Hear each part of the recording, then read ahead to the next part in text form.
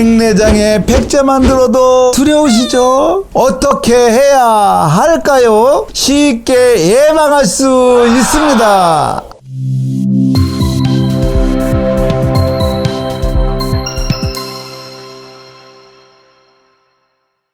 백내장은 눈에 떨어져 나가지 못하고 있던 세포들이 누적돼서 뿌옇게 쌓이는 현상입니다. 머리에는 비듬이 나옵니다. 발에는 두꺼운 각질이 각질 제거기로 제거를 할 정도로 두껍게 쌓이는 경우도 있습니다. 눈의 각질이 제거가 되지 않는다면 눈이 흐려지는 백내장 증상이라고 볼 수 있습니다. 혈액순환이 잘 된다면 눈에 노폐물이 쌓일 수 있을까요?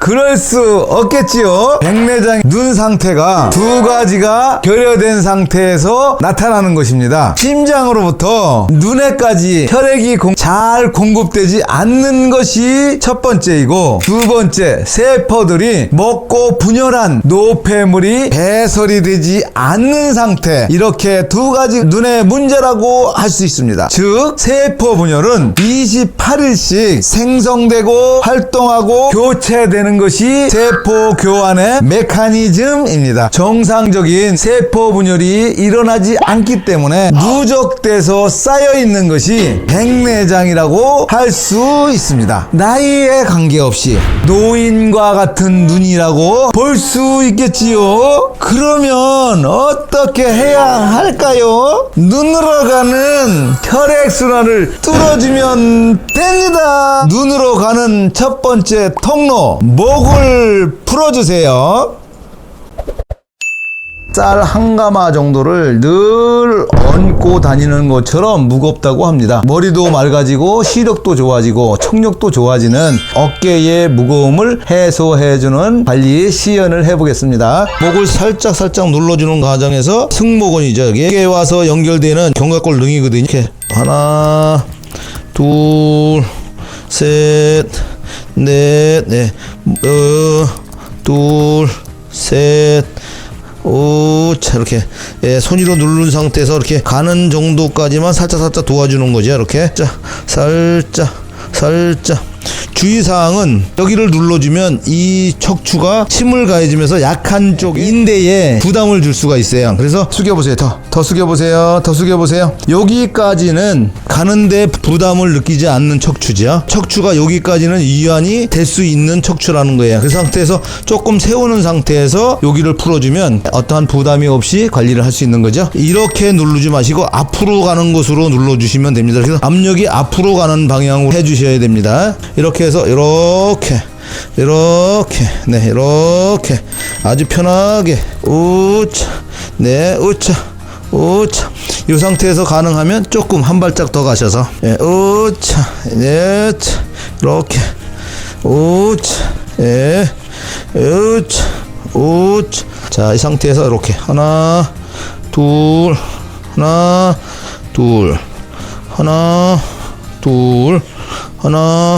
둘 직접 가면 부담이 되니 수건을 이렇게 덮어주고 여기로 해주는 거예요. 수건. 이 손은 가는데 조금 더 가게끔만 도와주시면 돼요. 네, 1차로는 이렇게 하시고 그 다음에 양반다리로 하시는 겁니다. 둘, 셋. 자, 이 상태에서 어깨를 이렇게 으쓱으쓱 한번 해보세요. 머리의 무게가 얼마큼이냐면 볼링공 무게 정도가 우리 머리의 무게입니다. 머리가 무겁다고 느껴지지 않을 정도로 근육들이 지금 받쳐주고 있는 거예요. 경추하고 그 근육들이 경직이 되면 무게감을 느껴지게 됩니다. 머리가 아프다, 지끈지끈거린다, 눈이 침침해진다, 목에 있는 근육들이 피곤해져서 그렇습니다. 그래서 이렇게 풀어주면 머리가 있는지 없는지 모르는 태털 같은 무게를 가지고 살아갈 수 있게 됩니다. 가볍다는 것은 머리를 들고 있는 힘 이상 조직들이 여유가 있다는 거예요. 어깨가 풀리고 경추, 흉추가 풀리면 피곤하다라고 하는 것이 해소가 되는 겁니다. 이렇게 해서 더 굴곡이 된 상태에서 풀어놨을 때 올라올 수 있는 여유가 있어서 목이 뒤로 굴곡이 되는 거죠. 이렇게 앞으로 이완을 시켜주면 뒤로 여유가 더 생긴다. 치과 의사의 애로사항이 내원한 환자가 입을 못 벌립니다. 치아 치료를 잘 못한다고 합니다. 그래서 어쩌면 치아가 건강하지 못할 수도 있습니다. 입을 벌리지 못하는 현대인, 이렇게 해보세요. 입이 크게 벌어집니다. 파이팅! 입을 크게 벌리면 어떠한 효과가 있을까요? 입을 크게 벌리면 턱관절 사이로 지나가는 머리의 혈류가 늘어나게 됩니다. 귀의 청력도 좋아지게 됩니다. 눈 시력도 좋아지게 됩니다. 두뇌 활동도 좋아지게 됩니다. 턱에다가 저항을 주고 입을 벌리게 됩니다. 확 벌리지 마시고 천천히 힘을 가해줍니다. 팔에도 힘을 가하고 턱에도 힘을 가합니다.